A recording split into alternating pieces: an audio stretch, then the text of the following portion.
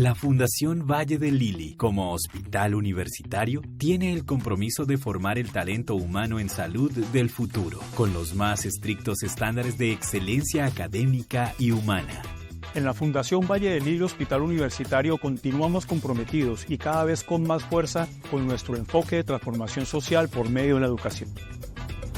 La excelencia en el servicio, la calidad docente, las alianzas de alto nivel, la tecnología de punta y los valores humanistas hacen que la práctica formativa de todo nuestro personal en formación esté alineada con las necesidades de nuestra comunidad y con las tendencias mundiales en educación y atención en salud.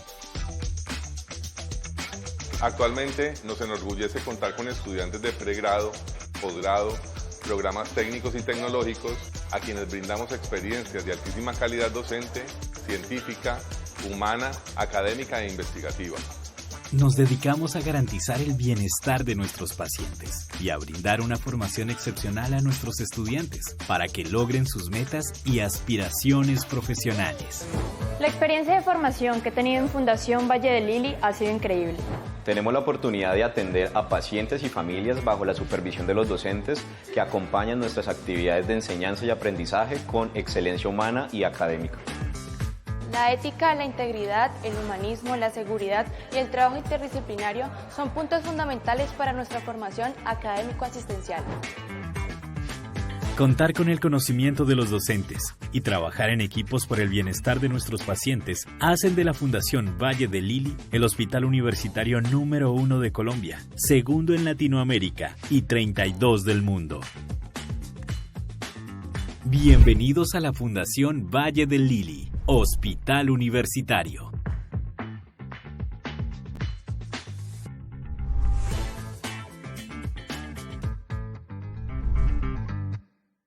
Listo, bueno, entonces muchas gracias a todos por su asistencia. De nuevo les pedimos disculpas por los inconvenientes presentados. Yo soy Karen Salinas, residente de tercer año de Radiología de la Fundación Valle del Lili y la Universidad ICESI, y el día de hoy les voy a hablar acerca del abordaje imagenológico del sangrado gastrointestinal, las perlas y trampas de la interpretación. Entonces, durante esta charla vamos a tener unos objetivos, hablaremos de la epidemiología y la clasificación del sangrado gastrointestinal, el rol y la técnica del angiotac y la angiografía y cuál es el papel de las imágenes diagnósticas dentro del algoritmo diagnóstico en el paciente que consulta por sangrado gastrointestinal. Luego pasaremos a hablar un poco acerca de los términos y el diagnóstico imagenológico del sangrado gastrointestinal, acerca de esas perlas y trampas al momento de la interpretación, y finalmente veremos algunas de las causas de sangrado gastrointestinal y los escenarios clínicos que se nos pueden presentar al momento de que el paciente consulta, y por último las conclusiones. Entonces, la idea es que con esta charla nosotros logremos precisar la terminología adecuada para los tipos de hemorragia gastrointestinal y los hallazgos por imagen, que aprendamos a reconocer las características diagnósticas claves para la identificación del sangrado gastrointestinal activo e ilustrar el espectro de los hallazgos imagenológicos según los diferentes escenarios clínicos de sangrado gastrointestinal. Entonces, como ustedes saben, el sangrado gastrointestinal es una causa frecuente de consulta a los servicios de urgencias, tiene una alta morbimortalidad, la cual aumenta con la edad.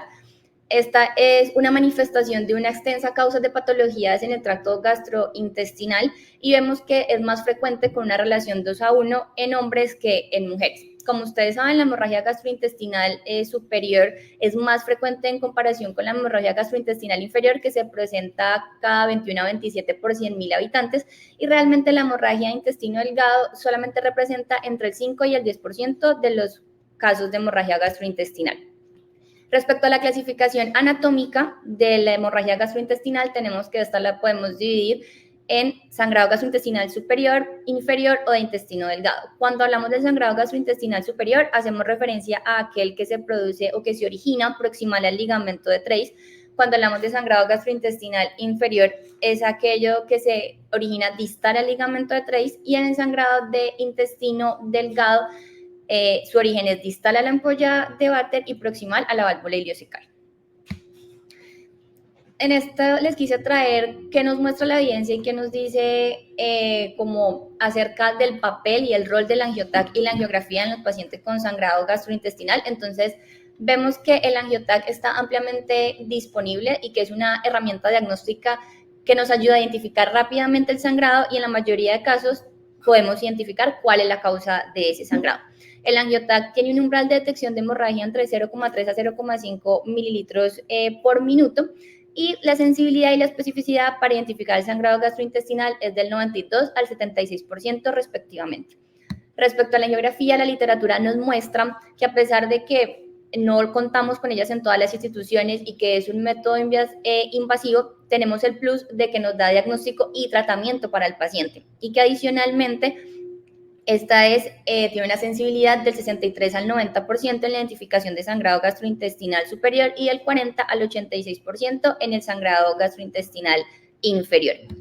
Recordar que a pesar que cada institución tiene unos protocolos muy estandarizados, en la literatura y desde la Sociedad de Radiología de Abdomen hay que tener en cuenta que cada AngioTAC tiene que cumplir como mínimo con una fase simple, una fase arterial y una fase venosa. Entonces, el objetivo de esta fase simple es que nosotros podamos evaluar ese material hiperdenso intraluminal preexistente, como son los cuerpos extraños, los medicamentos, el material de embolización o el bario residual, que nos pueden dar esos pitfalls al momento del diagnóstico. Adicionalmente, recuerden que cuando es un AngioTAC por indicación de sangrado gastrointestinal, no se debe administrar medio de contraste oral, ya que lo que va a hacer es que nos va a dar falsos negativos, pues puede enmascararnos focos de sangrado de extravasación del realce o nos puede diluir el medio de contraste y pues vamos a disminuir la detección del sangrado gastrointestinal. La fase arterial se realiza pues con el objetivo principal de detectar la extravasación activa de medio de contraste. En la literatura del 2007 estaba descrito que el bolo de activación debe ser en la aorta abdominal a los 150 unidades Hounsfield. Y la fase venosa se realiza pues para evaluar la progresión de ese medio de contraste y esta se debe adquirir 70 a 90 segundos después de que ha comenzado la inyección. En la medida de lo posible, si tenemos la oportunidad de realizar reconstrucciones con proyección de máxima intensidad, nos va a mejorar la delimitación de la anatomía y la patología vascular, nos va a facilitar la localización de variantes anatómicas y principalmente va a guiar al radiólogo intervencionista al momento de brindar el tratamiento terapéutico. Respecto a la técnica imagenológica de la angiografía, pues sabemos que es una técnica que a través de la sustracción digital podemos obtener imágenes de todo el territorio vascular, tanto estáticas como dinámicas, y como les había mencionado previamente, es un procedimiento que es diagnóstico y terapéutico. Adicionalmente, la angiografía es la primera línea de manejo en aquellos pacientes en los que el tratamiento endoscópico no sirvió para el paciente, entonces estamos frente a un sangrado gastrointestinal pues refractario. La tasa de éxito de este tipo de procedimientos es mayor del 90% y siempre es muy importante recordar que a pesar de que solamente se presenta en el 2% de los casos, debemos siempre monitorizar los signos de isquemia intestinal aguda. Entonces, ya vimos cuál es el papel y cuál es la importancia del AngioTAC y la angiografía. Ahorita tenemos que ver en qué momento del algoritmo de diagnóstico en el paciente entramos nosotros desde el papel y el rol de las imágenes diagnósticas. Entonces, hay dos tipos de escenario y es el paciente que consulta con un sangrado gastrointestinal superior versus un sangrado gastrointestinal inferior. Entonces, el paciente que consulta con un sangrado gastrointestinal superior, primero se le brindan todas las maneras de estabilización hemodinámica y luego se realiza el estudio endoscópico. Una vez que realizamos el estudio endoscópico, podemos identificar la causa de sangrado, se le brinda el tratamiento endoscópico y si no se logra control endoscópico, pues el paciente va a tratamiento angiográfico.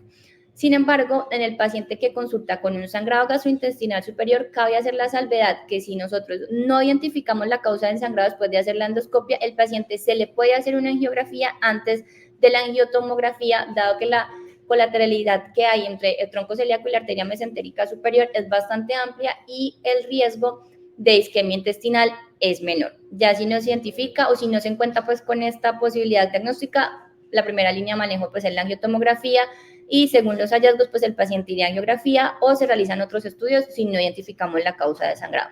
Muy diferente en el paciente con sangrado gastrointestinal inferior, en el que igual se brinda la estabilidad hemodinámica, se realizan endoscopias, se identificamos la causa del sangrado, se hace tratamiento endoscópico. Si es refractario a este tratamiento endoscópico, el paciente debe ir antes a una angiotomografía, antes de ser llevado a angiografía, y es el mismo escenario si no identificamos el sangrado después de hacer la endoscopia. Primero debemos realizar una angiotomografía para identificar el sangrado o pues guiar al radiólogo intervencionista y después de esto, si el paciente va a angiografía, dado que el riesgo de isquemia intestinal es muchísimo más alto. Ahorita vamos a pasar a hablar acerca de los términos más utilizados al momento de nosotros informar los resultados de las imágenes gastrointestinal. Entonces, el término que con mayor frecuencia usamos es la extravasación del medio de contraste, que hace referencia, como podemos observar en esta angiotomografía, reconstrucciones coronales en fase simple, arterial y venosa, que hace referencia a ese foco de alta atenuación que no está presente en imágenes sin contraste. Es importante recordar que al momento de la conclusión esto es igual a un sangrado activo, que para el médico tratante es muy importante que nosotros seamos como claros y le lleguemos a la conclusión de que su paciente sí tiene un sangrado gastrointestinal activo, ya que recuerden que lo más importante es nosotros tener como un manejo multidisciplinario y una adecuada comunicación con el médico tratante y el resto de especialidades.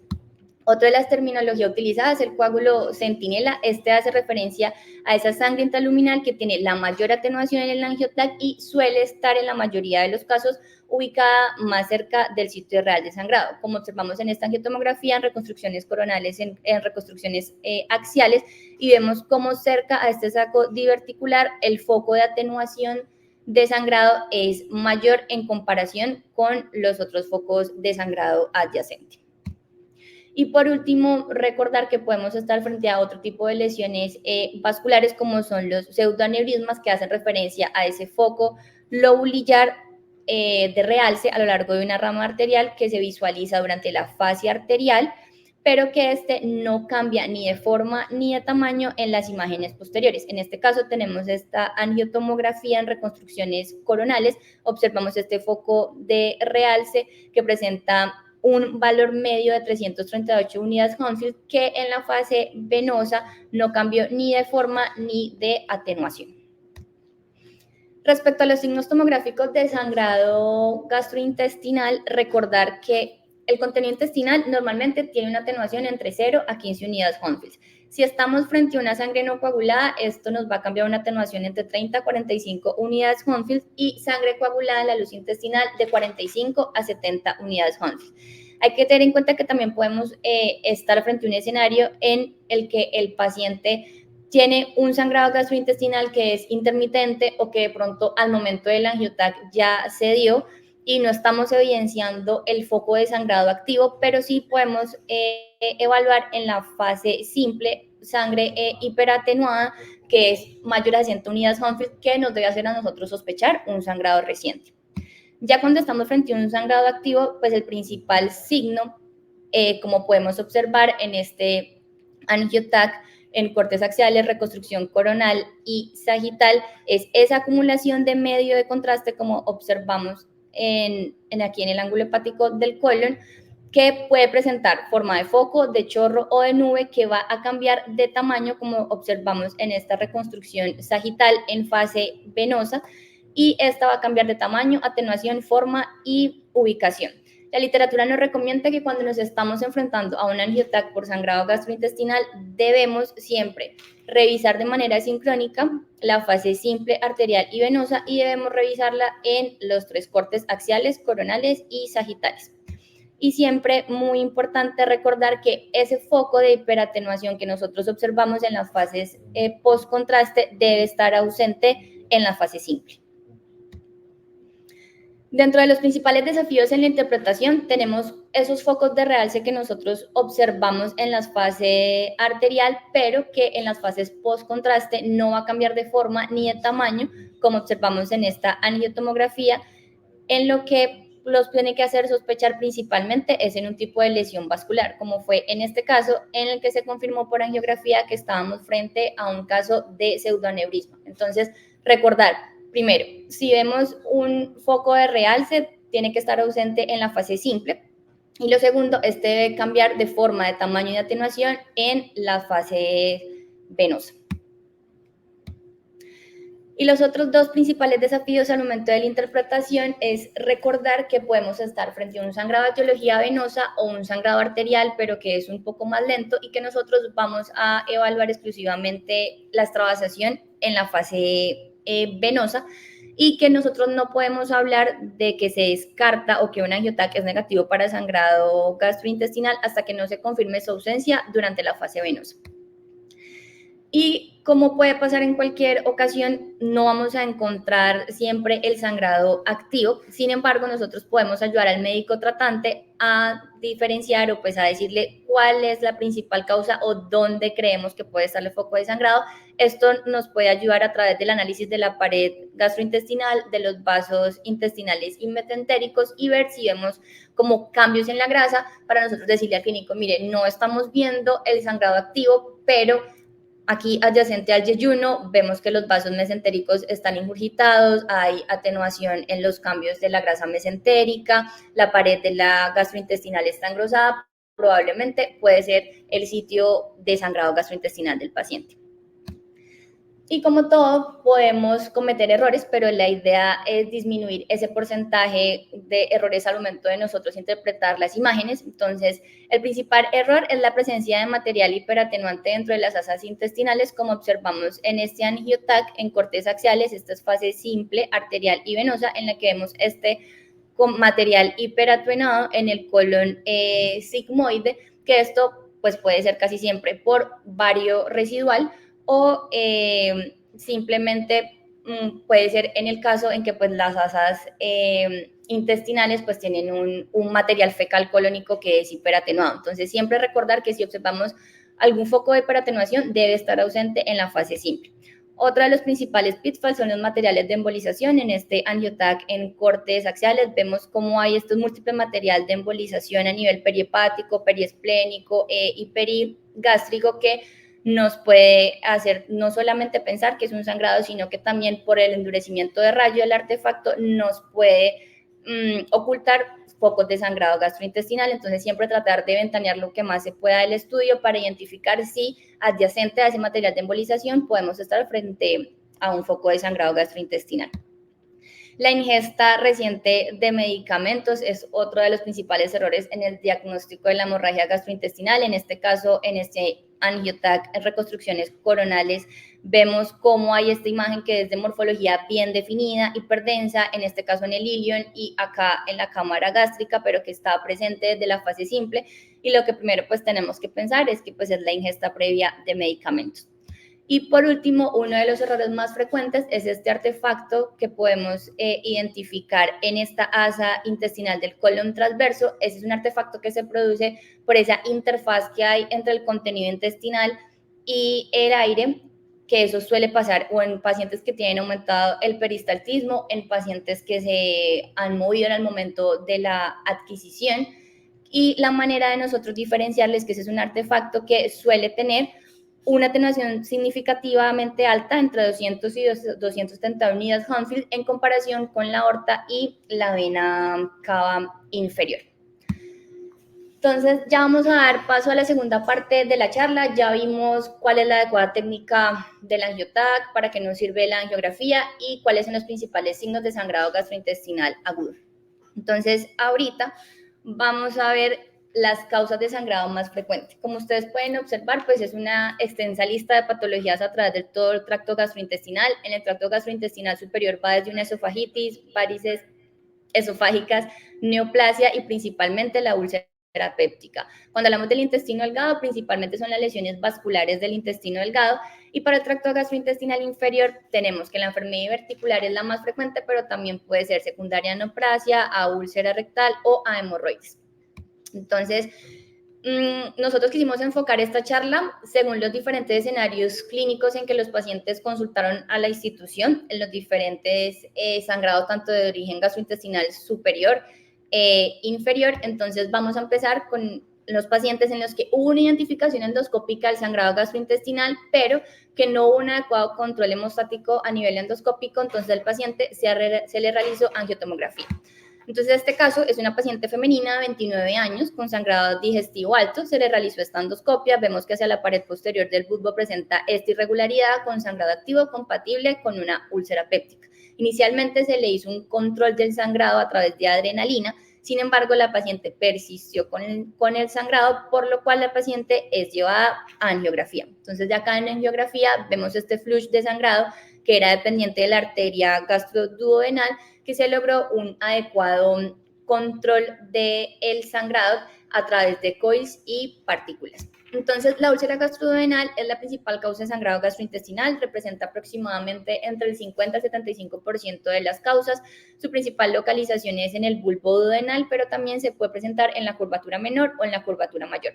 Cuando se presenta en la curvatura menor, suele ser más indicativa de una úlcera benigna, y cuando está en la curvatura mayor, de una úlcera maligna. Hay múltiples factores de riesgo, los que están pues principalmente más estudiados: el Helicobacter pylori, el consumo de AINES, corticosteroides, entre otro tipo de patologías. Imagenológicamente, ¿qué tenemos que ir a buscar? Cuando estamos frente a una úlcera péptica no complicada, tenemos unos signos directos y unos signos indirectos que nos pueden hacer sospecharlos. Los signos indirectos, pues, es que nosotros observemos esa vaginación focal, esa disrupción de la mucosa, que nos va a llevar a disminución en el realce, o que tengamos signos indirectos como que veamos un engrosamiento de la pared gástrica duodenal, un edema submucoso y un hiperrealce de la mucosa. Respecto a la úlcera péptica complicada, pues ya tenemos los signos directos, que es la extravasación pues de medio de contraste y la zona de perforación, y los signos indirectos es que veamos que ese realce de la pared gastroduodenal ha disminuido, que observemos de pronto coágulos de sangre en la luz gastrointestinal, inflamación alrededor de la grasa adyacente, y no nos olvidemos que el neumoperitoneo alrededor del hilo hepático es el principal signo de complicación que nosotros tenemos que ir a buscar en una úlcera péptica complicada. Otro escenario clínico fue un paciente que tenía antecedentes previos de sangrado gastrointestinal, ahora consulta por un nuevo episodio, pero no muy claro, de sangrado gastrointestinal, por lo que inmediatamente el primero se le hizo fue una angiotomografía. Los hallazgos, como podemos observar en esta reconstrucción coronal y axial, es este engrosamiento difuso e irregular del cuerpo gástrico asociado a todo este líquido en la cavidad abdominal. Con estos hallazgos, ya al paciente se le realiza una endoscopia y lo que encontramos es esta masa irregular en la pared pues, del antro gástrico con signos de sangrado activo. Con esto la paciente pues, se le confirma su diagnóstico de una neoplasia gástrica, el cual representa entre el 2 al 5% de las causas de sangrado gastrointestinal. Con estos hallazgos, la paciente pues, fue llevada directamente a angiografía, en la que observamos en topografía de la masa estos múltiples vasos tortuosos con un flush tumoral pues, en relación con el sangrado activo, y se le realiza tratamiento angiográfico con coils y micropartículas, logrando pues, un control del sangrado. El otro escenario clínico es el paciente que nos consulta por sangrado gastrointestinal, pero que está hemodinámicamente inestable. Entonces, en este caso, era una paciente de 93 años con un sangrado digestivo alto. Ella consultó, aparte del sangrado digestivo, por un dolor torácico. Se le realiza esta angiotomografía. Tenemos reconstrucciones en cortes axiales y multiplanar en coronal, en la que vemos pues en fase simple, no vemos ninguna hiperatenuación, pero en las fases post-contraste vemos esas imágenes lineales que aumentan en la fase venosa, dependiente pues, del tercio distal del esófago en relación con sangrado. La paciente fue llevada a endoscopia y se confirmó un desgarro de esa musculatura pues, esofágica en relación con un síndrome de Mallory-Weiss. Entonces, el síndrome de Mallory-Weiss representa entre el 2 al 7% de las etiologías de sangrado gastrointestinal. Como les dije, son esos desgarros, esas laceraciones de la mucosa del esófago. Está muy en relación con el consumo de alcohol. Normalmente este es un diagnóstico que suele hacerse por endoscopia porque radiológicamente están ocultos, pero lo debemos sospechar como en este ejemplo que les traje de la literatura, cuando observamos estas imágenes lineales en el esófago, el cual está distendido, ocupado pues como por un líquido heterogéneo, pues observamos que esas imágenes lineales aumentan en la fase postcontraste en relación con un sangrado gastrointestinal activo. Entonces, siempre cuando tengamos esos hallazgos, y más en una paciente, si consulta por vómito persistente o pues consumo de alcohol, pensar en este tipo de patologías.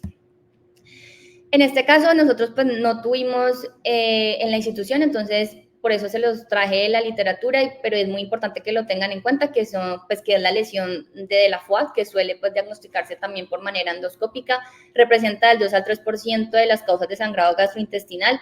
La lesión de la foie como que hace referencia a esas arterias submucosas que erosionan a través de un defecto de la mucosa gástrica.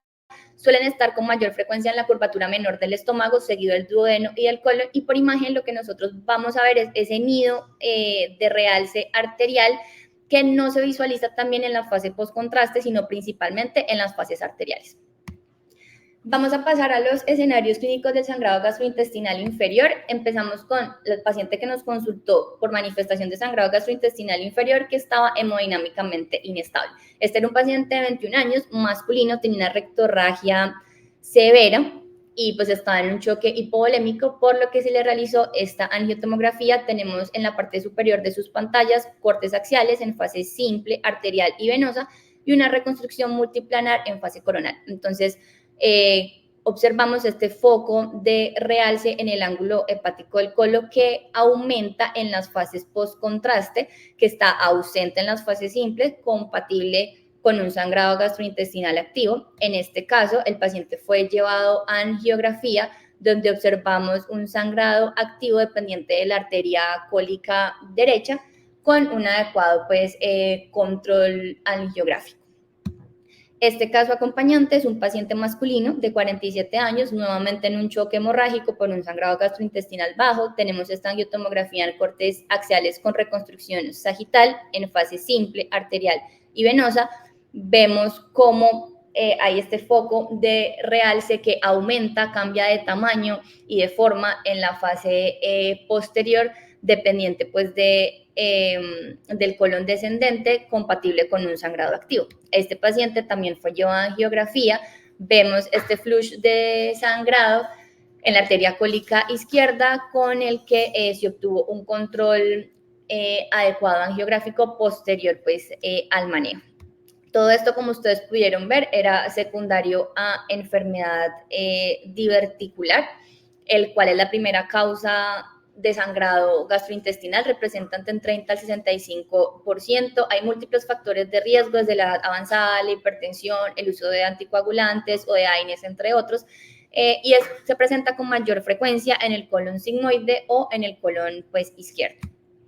En este otro escenario, ese era un paciente masculino con una rectorragia severa, tenía 26 años, entonces, bueno, en este caso no teníamos la fase simple por la antigüedad de la imagen. Sin embargo, en estas fases postcontraste, en cortes axiales y reconstrucción multiplanar en corte sagital, vemos como hacia el recto hay múltiples focos de sangrado activo que cambian de forma y tamaño.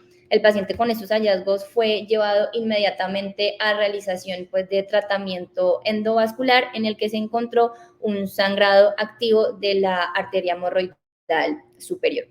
Entonces, siempre recordar que a pesar de que no es la causa más común y representa del 5 al 20%, las hemorroides, que son ese plexo arteriovenoso dilatado, que pueden ser, según su ubicación en la línea dentada, hemorroides externas o internas, pueden ser la causa del sangrado gastrointestinal. Tener en cuenta que nosotros imagenológicamente lo que vamos a ver son esas venas dilatadas dentro del ano, pues la parte inferior del recto, que van a verse con mayor atenuación en la fase venosa.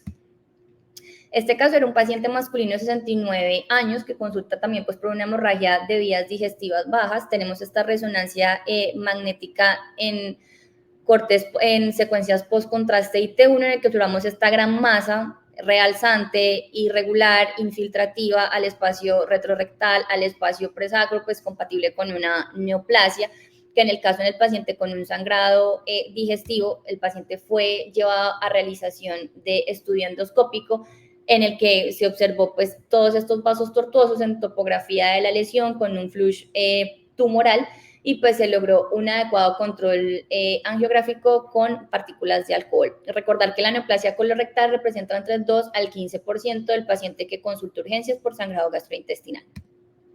En este escenario, una paciente femenina de 64 años, tenemos este angiotac en corte axial y reconstrucción coronal, en el que vemos cómo hay una prominencia de la vasculatura hacia el borde antimesentérico del ciego, y que adyacente a ella tenemos como esta lesión irregular que aumenta de contraste, de atenuación, de forma y de tamaño en la fase venosa.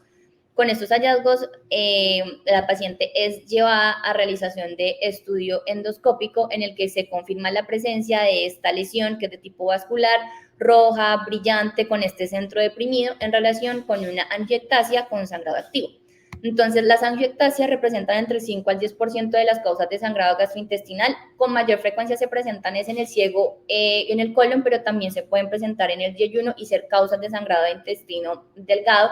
Recordar que lo que vamos a ver es ese foco de realce que es puntiforme o discoide en la pared del colon, pero que se observa con mayor realce en la fase portal.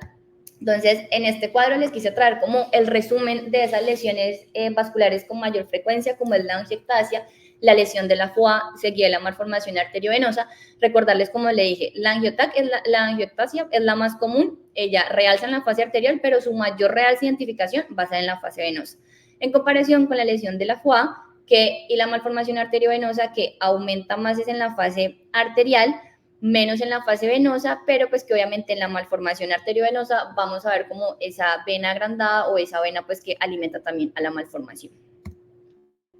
Otro de los escenarios en el sangrado gastrointestinal inferior es el paciente que no identificamos el sangrado a través del estudio endoscópico, pero pues por la persistencia del sangrado gastrointestinal, el paciente pues es llevado a angiotomografía. Entonces, este caso era un paciente pediátrico de 9 años con un antecedente de trasplante hepático, pues en el que podemos ver cómo tenía una hemorragia de vías digestivas bastante severa. El paciente es llevado a la realización del angiotac. Tenemos a la izquierda de sus pantallas cortes axiales de un angiotac en fase simple, arterial y venosa. Vemos como hacia el recto tenemos estos focos de hiperatenuación que aumentan la fase post-contraste, que lo podemos visualizar mejor en esta reconstrucción coronal y sagital. Con esos hallazgos, el paciente es llevado a realización de angiografía y observamos estas múltiples estructuras compatibles con varices rectales, pues con sangrado activo. El paciente se le realiza la embolización pertinente con COILS, con lo que obtuvimos un adecuado control angiográfico. Sin embargo, llamaba la atención porque un paciente con un trasplante pues ya hepático persistía con esas varices perirrectales, entonces se le realiza adecuadamente también esta portografía en la que vemos cómo hay una estenosis severa de esa anastomosis de la aorta que explica toda la persistencia de la circulación colateral, por lo que entonces también a este paciente se le realiza una aortoplastia. Entonces las varices rectales representan entre el 40 al 55% de los pacientes que cursan con cirrosis o en los pacientes que presentan pues hipertensión portal.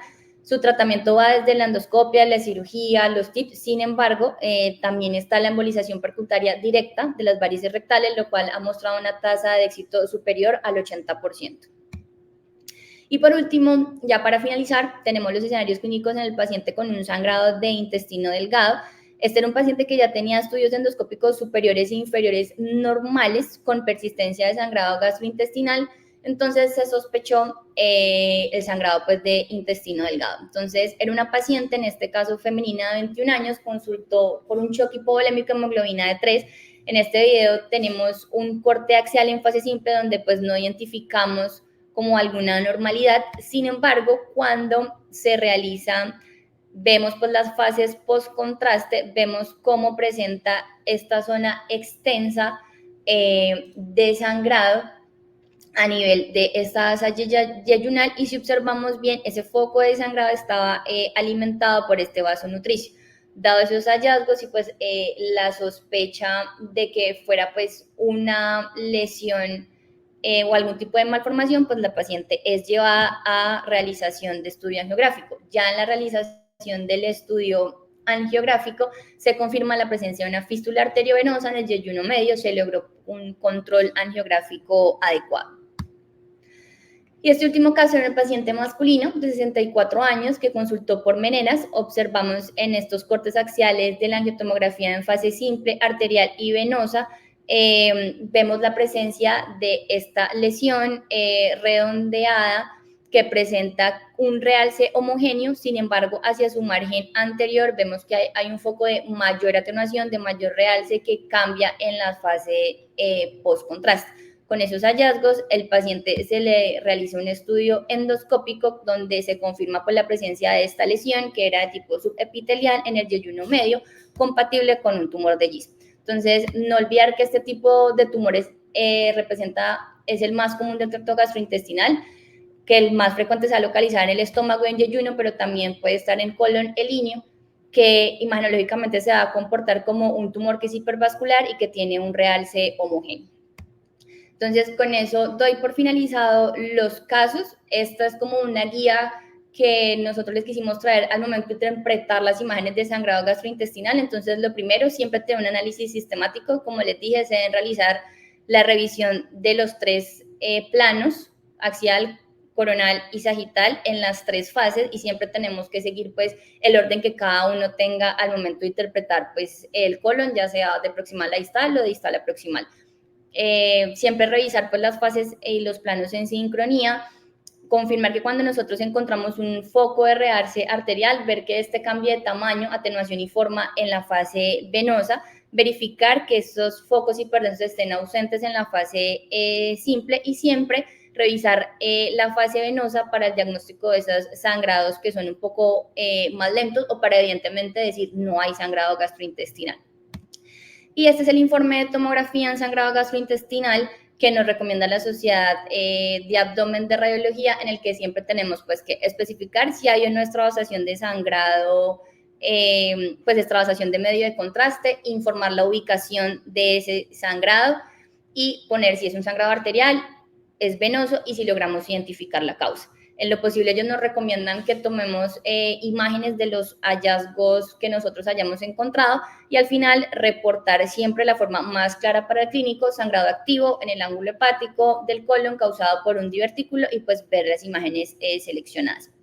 Y ya a manera de conclusión, pues como pudieron ver, la hemorragia gastrointestinal es una entidad que es potencialmente portal, que requiere un equipo multidisciplinario bastante amplio para poder llegar como a un diagnóstico certero y poner el tratamiento más oportuno. Y vemos que el estudio por las imágenes del sangrado gastrointestinal activo pues se centra en la angiotomografía y la angiografía convencional, y pues no deja de ser un desafío para nosotros los radiólogos, debido a las múltiples causas que tenemos de patologías que nos pueden producir hemorragia gastrointestinal.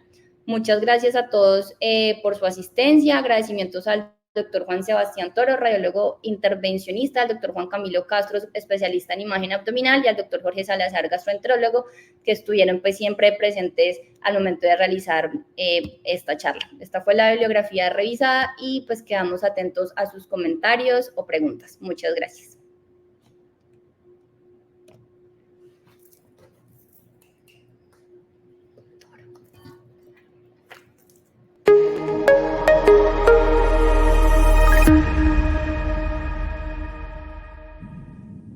Hola, buenas noches, ¿me escuchan?